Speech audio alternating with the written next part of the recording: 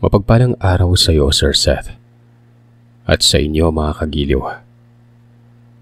Tawagin niyo na lamang po ako sa pangalang Rocky. At ang kwentong ibabahagi ko ay kwento ng aking lolo Erning. Taong 1964 sa lugar ng Kapul sa Northern Samar. Para maging maayos ang klase ng pagkikwento, ay isusulat ko ito sa point of view ng aking lolo. Edad 17 ako nang maranasan ko ang hindi magandang karanasan sa sinasabi nilang aswang. Pangingisda at pagkukopra ang aking hanap buhay ng mga panahong ito. Natuto akong magbanat ng buto noong ako'y 9 na taong gulang pa lamang. Walang paaralan noon sa isla ng Kapul sa may Samar.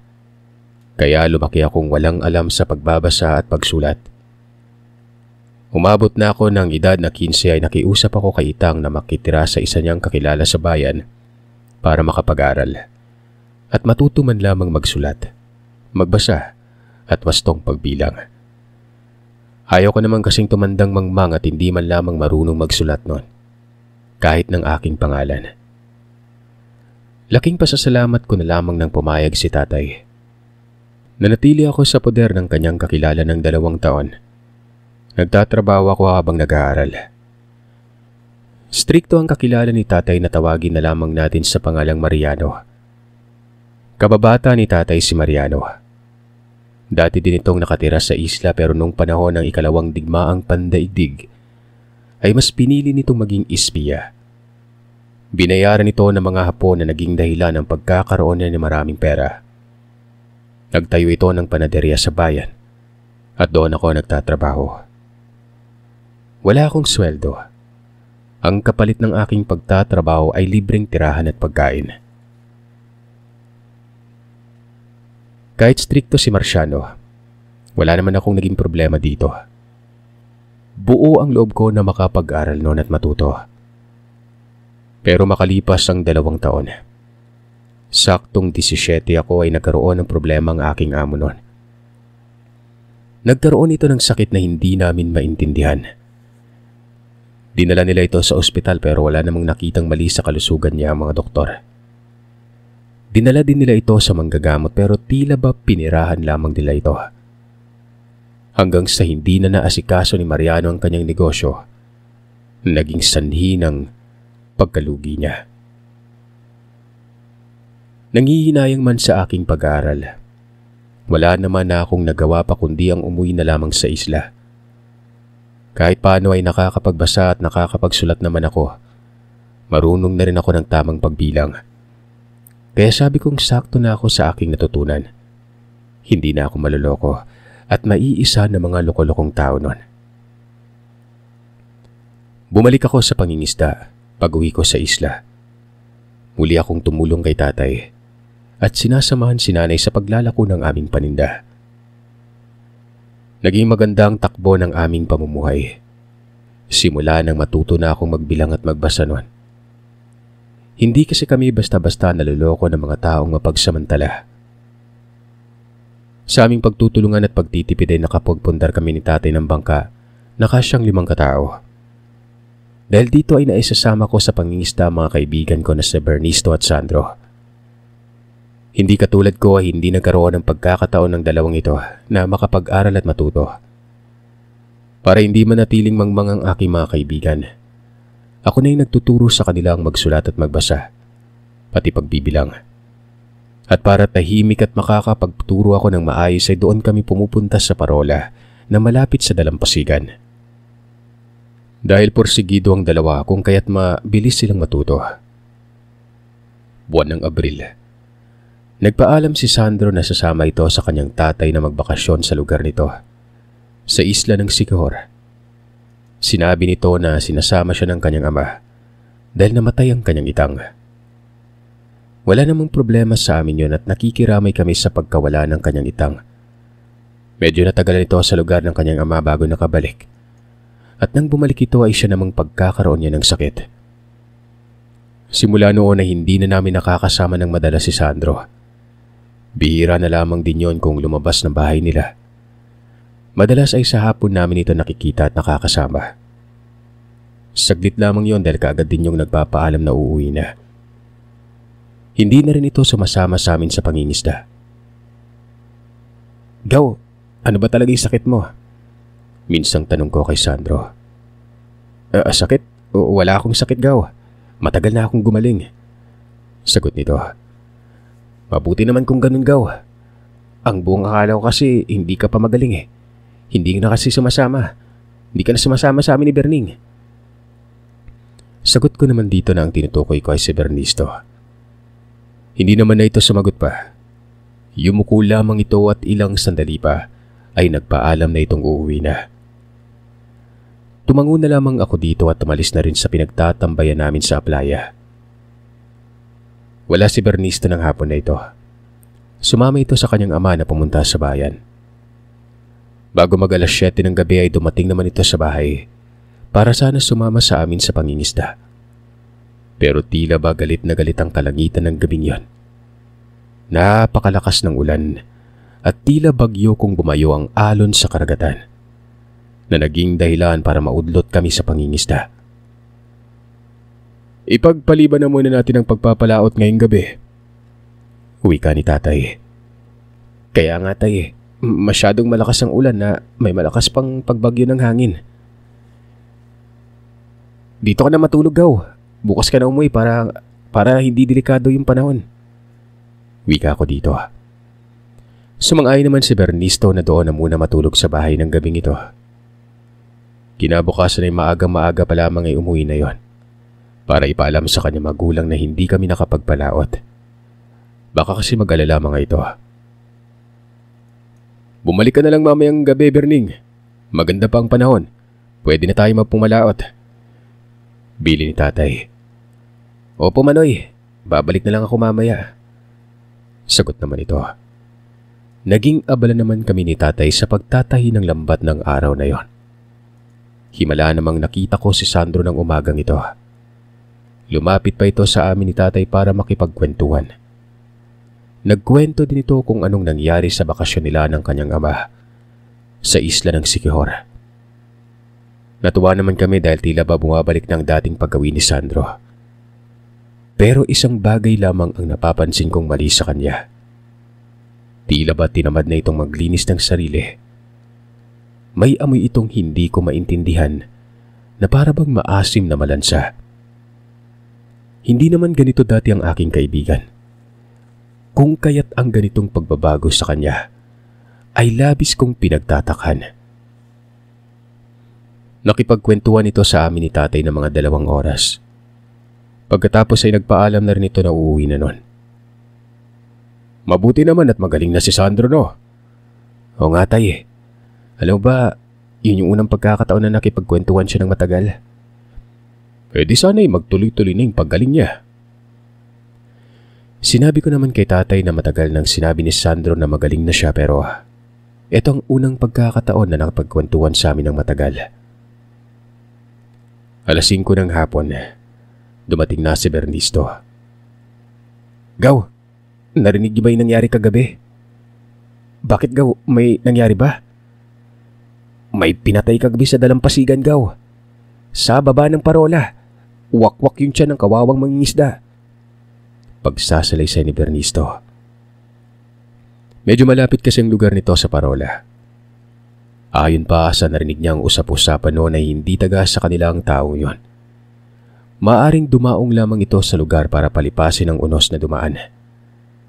Pero ang hindi nila malaman ay kung anong klase ang umatake dito. Dati pa namang may dumadaong na taga ibang isla sa bahagi na yun ng baybayin. Doon nagpapalipas sa mga ito ng gabi kapag naaalangan ng mga ito ng sama ng panahon. Saan na ngayon yung bangkay ng mangingisda, Gaw? Pinuntahan yun kanina ng taga-kabilang isla at kinuha. Nagsabi pa nga yung mga ito na lintik lang yung walang gante sa sino mang gumawa ng karumal-dumal na krimen sa kanilang kaanak. Dahil sa sinabing yun ni Bernisto, nagdulot yun ng kaba sa akin. Baka kasi pati ang mga walang kinalaman sa nangyari madadamay.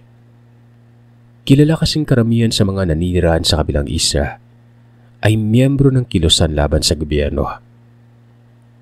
Sana lang huwag sila basta-basta mangdamot lang ng mga inosente, no? Ang tanging nasambit ko na lamang. Lumipas ang ilang oras, naganda na kami para pumalawat.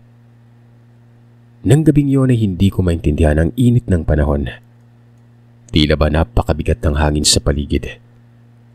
Parang nagbabadya ang hindi magandang pangyayari. Inisip ko na lamang na baka masyado lamang akong napapadala sa mga ikinuwento kanina ni Bernisto. Naging maayos ang aming pangingisda ng gabing ito. Habang si tatay nangingisda, kami ni Bernisto ay pamumusit. Tuwang-tuwa kami noon dahil napakarami ang aming huli. Ganon din ang mga isda. Paniguradong marami-rami yung mabebenta natin bukas, Gaw. Wika ko kay Bernisto. O nga, Gaw. Ganito ang kainam kapag bagong hupa yung unos, tiyak maraming huli. Si tatay naman ay hindi mahinto-hinto ang pangiti dahil magaganda at malalaki ang huli sa kanyang pamingwit. Saktong napuno ang aming dalawang hindi kalakiang balde ng pusit nang magbukang liwayway. Si tatay naman ay malapit nang mapuno ang basket nito sa kanyang nahuling isda noon. Ibibenta niyang lahat ng nahuli niyang pusit para may pangbili siya ng bigas.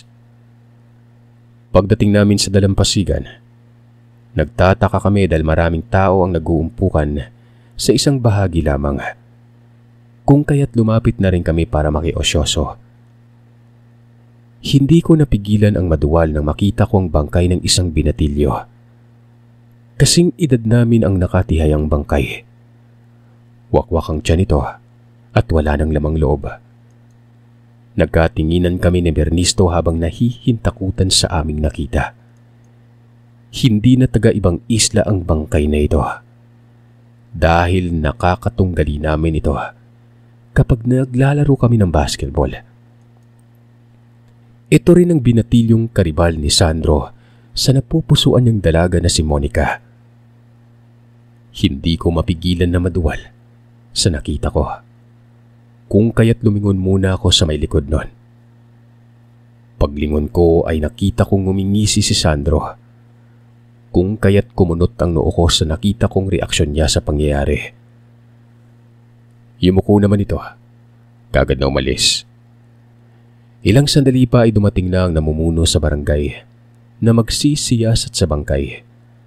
At dahil wala namang nag-iimbalsamo sa isla ng mga panahon na ito, kung kaya't binalot na lamang nila ito ng banig para mabindisyonan at mailibing na kaagad.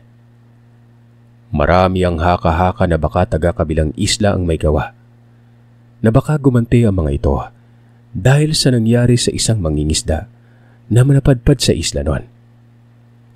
Pero sa wari ko ay hindi ang taga-kabilang isla ang may gawa ng karumal-dumal na krimeng yon. Gaw, mukhang hindi maganda yung nangyari sa lugar natin ngayon . Kaya nga, Gaw, mukhang delikado na yung lumabas ng gabi. Sino naman kayong demonyong may kakayahan na gumawa niyan, Gaw, no? Yan yung hindi natin alam, Gaw. Basta mag-ingat na lamang tayo. Huwag tayong pakampante sa paglabas sa gabi.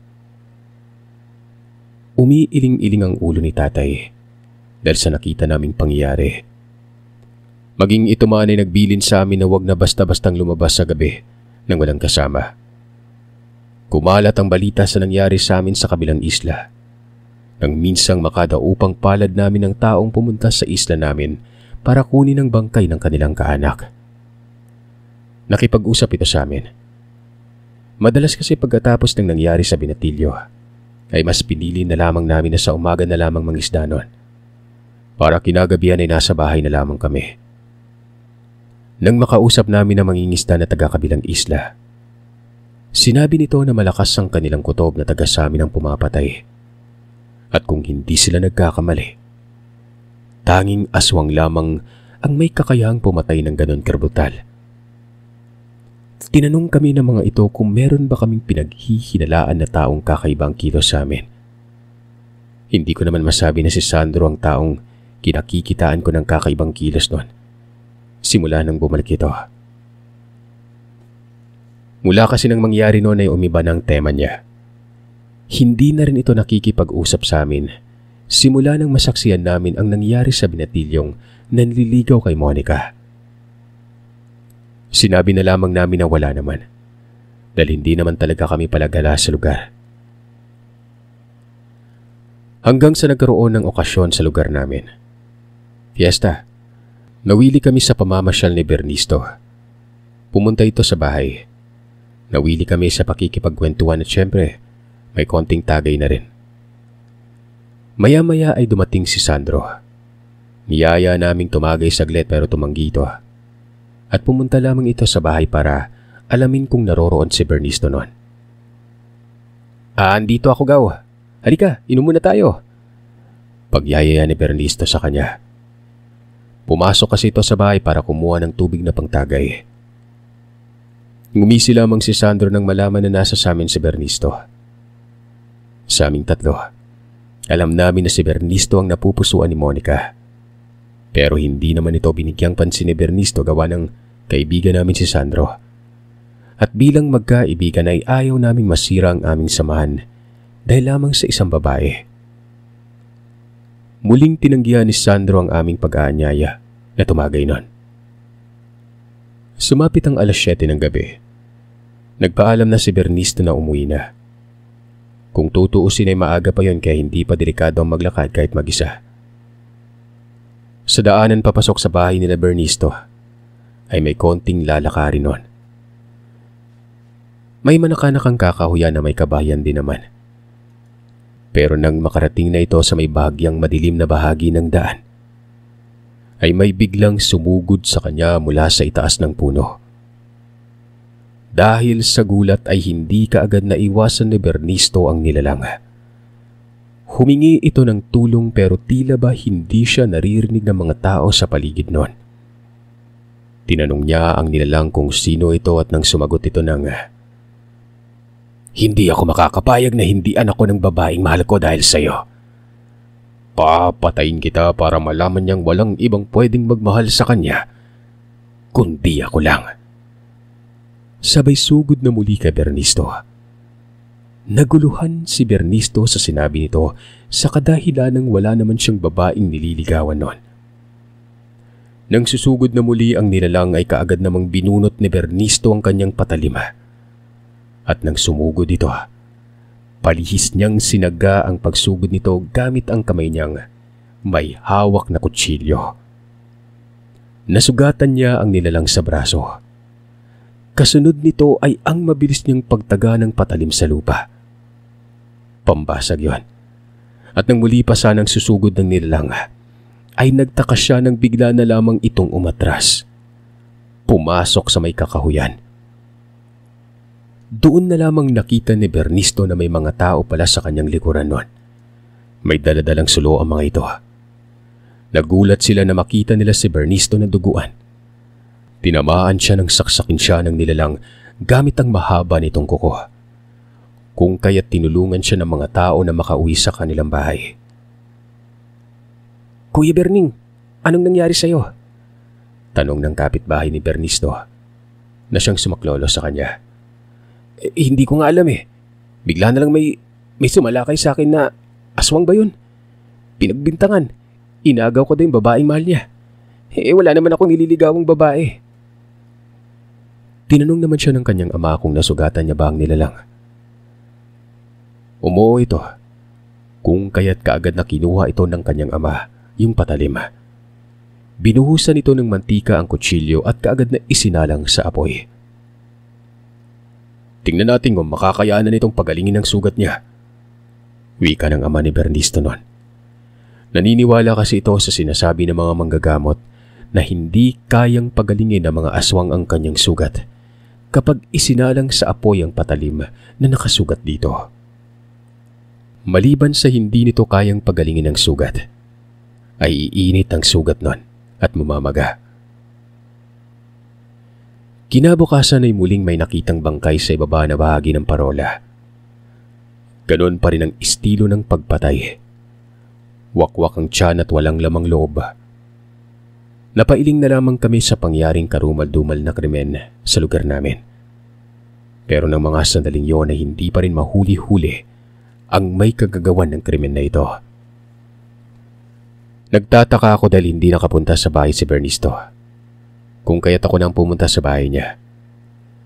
Sa daan pa lamang papasok sa kanila, narinig ko na kung ano ang nangyari sa kanya nung gabi na nanggaling ito sa bahay. Kaya ganoon na lamang ang pagmamadali ko na makarating na sa kanila at malaman kung ano ang nangyari. Pagkarating ko sa kanila ay kaagad kong naabutan ng albularyo sa aming lugar. Nakakapagpagaling naman ito ng simpleng karamdaman. Ginamot nito ang sugat ni Bernisto at naging maayos naman ang kalagayan niya. Gaw, anong nangyari? Hindi ko din alam, Gaw eh. Nagulat na lang ako nang may biglang sumugod sa akin mula sa kakahuyan. Pinagbintangan akong inagaw ko din babaeng mahal niya. Ganong wala naman akong nililigawang babae. Nagugulo ang salaysay ni Bernisto. Dahil sa sinabi nito, maging ako man ay naguluhan din. Hindi naman kasi may pagkakailan na may itsura ito, si Bernisto. Maraming kababaihan ang nagkakagusto sa kanya. Pero tila wala yatang gusto sa kababaihan ito. Minsan napagkakamalan nitong sa akin may gusto eh. Dahil sa akin lagi nakabuntot. Malalaman natin sa mga susunod na araw kung sino ang may kagagawan niyan sa'yo, Bernisto. Hindi gagaling ang sugat ng nilalang at paniguradong mamamagayon. Wika namang gagamot. Maya-maya umalis na ang albularyo. May gagamutin pa itong isang buntis na malapit lamang sa bahay namin. Ayon dito, aalamin ito kung sino ang nilalang na may kagagawan ng mga pagpatay sa lugar. Tumango na lamang kami sa sinabi niya at sinabihan din namin ito na kapag nangangailangan ito ng tulong ay magsabi lang.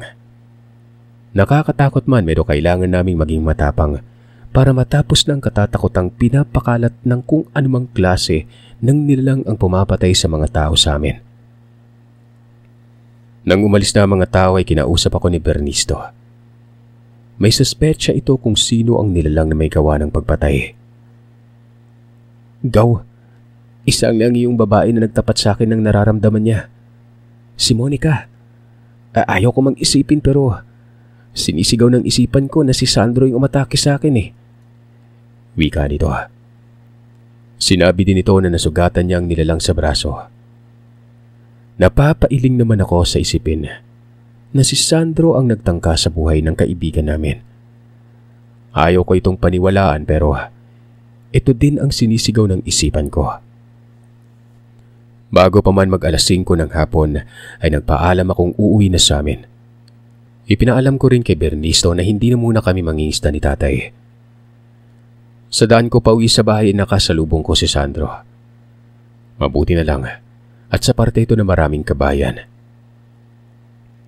Unang nakaagaw ng atensyon ko ang kaliwang braso nitong natatakpan ng itim na damit. Pasimple lamang ang pagtakip nito, pero halata ang pamamaga ng braso niya. Saglit akong natigilan. Kung ganon, tama ang hinala ni Bernisto. Binati ko ito pero tinitigan lamang ako nito ng matalim. Na tila ba nagpapahiwatig ito ng hindi magandang kaganapan sa darating na araw. Dali-dali akong umuwi sa bahay. Pagdating ko ay nagulat ako na makita ko si Itang, ang tatay ni nanay na nakatira sa burungan. Isa itong batikan na babaylan. At ayon pa kay nanay na kung saan ang may hindi magandang pangyayari na may kinalaman ang mga nilalang ng dilim. Bigla na lamang itong magpapakita. At yun nga, bigla itong sumulpot sa lugar kung saan kami nakatira. Kaya't alam ko na hindi na nga maganda ang nangyayari sa mismong lugar namin noon. Mano po Itang? Bati ko dito. Sabay abot ang kamay nito para magmano. Nagulat ako dahil pagmumura kaagad ang naibulalas nito. Pagkahawak niya ng palad ko noon.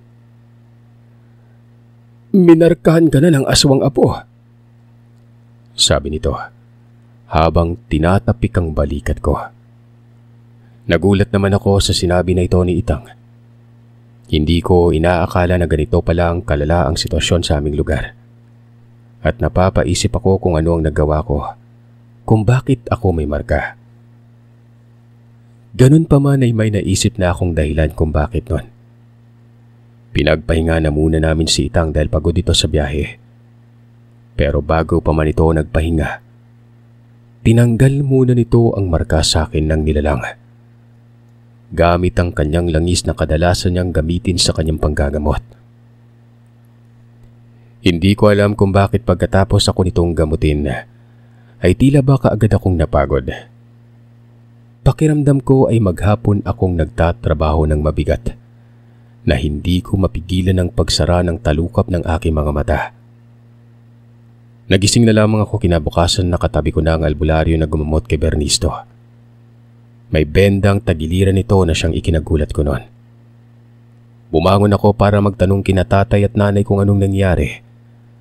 Si Itang na ang sumagot sa akin na naengkwentro ng albularyo ang aswang. Pero nang dumating siya ay kaagad na tumakbo ito. Sinabi pa nito na masyadong madulas ang nilalang. Siguro ay maraming tao na ang nabiktima nito. Kaya ganoon na lamang ito kaagresibo na kahit ang albularyo sa amin ay binalak na nitong kalabanin. Sigurado akong kilala mo ang aswang na ito, Arning. Hindi lang basta kilala. Malapit pa ito sa inyo ni Berning. Hindi ko maiwasan ang manlumo dahil matalik naming kaibigan si Sandro. At hindi namin alam kung bakit siya nagkaganon. Nagbago lamang talaga ito nang bumalik ito. Galing si Kihor. Hindi naman dating ganyan yung kaibigan namin eh. Malungkot kong saad kay tatay at Itang. Kung hindi likas sa kanyang pagiging aswang, isa lang ang sigurado. Pinasahan yon at niyakap niya ito ng lubusan. Pagpapaliwanag ni Itang. Dahil kung ang normal na tao ay ayaw ang pagiging aswang, kusa lang din itong binibitawan ng kanyang sistema. Pero kung ang normal na tao ay niyakap ng lubos ang pagiging aswang nun, sinisigurado niya magiging isa itong malakas na nilalang at lubha itong mapaminsala. Ilang sandali pa ay nagising na ang albularyo. Nagpasalamat ito kay Itang dahil kung hindi ito dumating, malamang ay isa na itong malamig na bangkay. Erning, samahan mo ako mamayang gabi. Alam kong pupuntahan ang nilalang na yun ng kaibigan mo. Kailangan nating makarating doon nang hindi niya namamalayan. Nanghina ito kagabi pero alam kong magiging malakas na muli ito mamaya. Kinakabahan man sa maaaring mangyari, pero pumayag naman ako sa sinabi ni Itang. Pagkatapos naming mananghalian ay sinelyahan nito ng sa bulag ang aming bahay. Tinanggal niya rin ang presensya ng manggagamot na nagpapahinga sa bahay noon. Sinabi niyang para maging mabisang sa bulag, ay kailangang walang kahit na anong presensya ng albularyo sa bahay. Dahil ang sa bulag ay isang uri ng makakaliwang salamangka. Pero ginagamit din ito ng kanan laban sa makakaliwang nilalang. Walang pagdadalawang isip na pumayag ang albularyo sa sinabi ni Itang. Pagkatapos nitong mag-orasyon ng sabulag, kaagad na kaming umalis papunta sa bahay nila Bernisto. Bago pa man kami pumasok sa lugar, binaba ni Itang ang kanyang bakod sa katawan at itinago ang kanyang presensya. Isa itong paraan para hindi magdalawang isip ang nilalang na lumapit. Nang sa ganoon ay madali na lamang niya itong mahuli. Nagulat pa si Bernisto at ang ama nito nang dumating kami ni Itang. Dati na pala nitong kilala si Itang dahil ito din ang nagbigay sa nanay ni Bernisto ng pangontra laban sa aswang nang ipinagbubuntis pa lamang nito ang aking kaibigan. At ang pangontra na ibinigay nito sa kanya ay siyang pangontra na ginamit niya hanggang sa ipinagbubuntis niyang pinakabunsong anak. Kung kaya't buo ang tiwala nitong ipinaubaya kay Itang ang kaligtasan ng buong pamilya niya. Alas 5 ng hapon, nagsimula ng mag-orasyon si Itang ng sabulag. Itinago nito ang presensya ng bahay nila Bernisto para lituhin ang nilalang. Alas 8 ng gabi, nagsimula ng bumigat ang presensya sa paligid. Pahiwatig na nasa paligid lamang ang nilalang na yon. May tunog ng aso na tila ba paikot-ikot lang sa labas ng bahay. Hanggang sa umabot ang 10:00 ng gabi. Doon na lumabas si Itang. Kagad na binato ng tigalpo ang nilalang na yon. Sa lakas ng nilalang ay hindi kagad ito tinablan. Saglit lamang nagumewang ang paggalaw nito, kung kaya't muli na niya itong binato ng buhay na kataga at malakas na uri ng dasal. Saka pa lamang ito bumagsak sa lupa. Kaagad nitong hinuli ang nilalang at tinalian. Dahil sa balot ng tigalpo, ang katawan nito ay hindi na ito nakapanlaban pa. Matapos itong matalian ni Itang ay tinawag ako nito para dalhin namin ang nilalang sa likod ng parola, kung saan ito madalas dalhin ang kanyang mga biktima. Ayon kay Itang, ang pagdala ng nilalang ng kanyang biktima sa lugar ay nangangahulugan lamang na liblib ito at nakakailangan din ng alay ang lugar na yon. Maaari itong isang lagusan na may selyo at nangangailangan ng alay para buksan ang lagusan, patungo sa kung saan mang direksyon ng Samar o ng buong Pilipinas. At para maiselyong muli ang lagusan, ay kailangan ng dugo ng nilalang na nagsasagawa ng pag-aalay ang siyang gamiting huling alay para tuluyan ng masara ito. Kinilabutan ako sa sinabi niyo ni Itang, pero sumama ako sa kanya papunta sa lugar.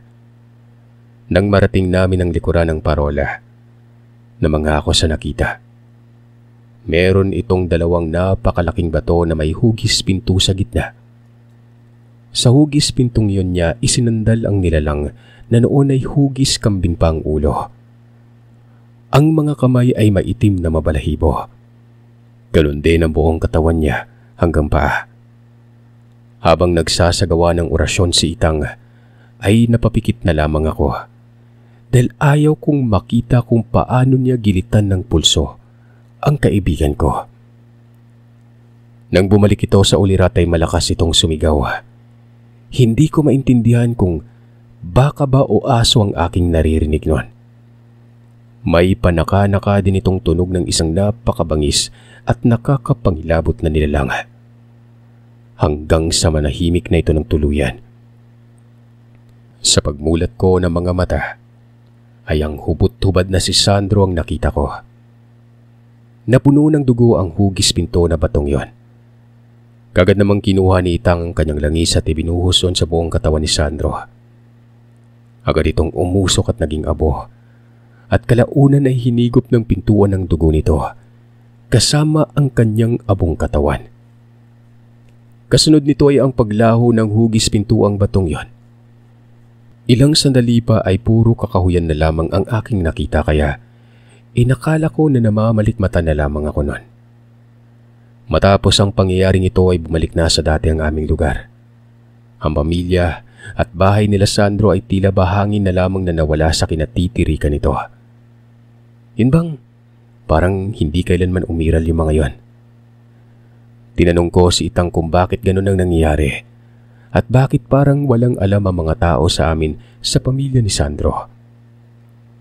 Ipinaliwanag naman ni Itang na minsang isinailalim ni Sandro sa mahikang lugar dahil siya mismo ang bumiktima sa kanyang pamilya bago pa man ito magawang biktimahin ng ibang tao doon. Maging si Monica ay bigla na lamang naglaho sa lugar. Pero walang nakakapansin dito maging ang kanyang pamilya. Patunay na nauna na itong nabiktima ni Sandro bago pa man ang balak nitong pagbiktima kay Bernisto noon. Dahil tapos na ang unos sa aming lugar, nagpaalam na si Itang na babalik na sa kanyang tirahan sa Burungan. At paminsan-minsan namin itong pinupuntahan ng aking mga magulang. Hanggang sa tumanda na ito, hanggang sa paghabili nito ng kanyang aral bago pa man siya mawala sa mundong ibabaw.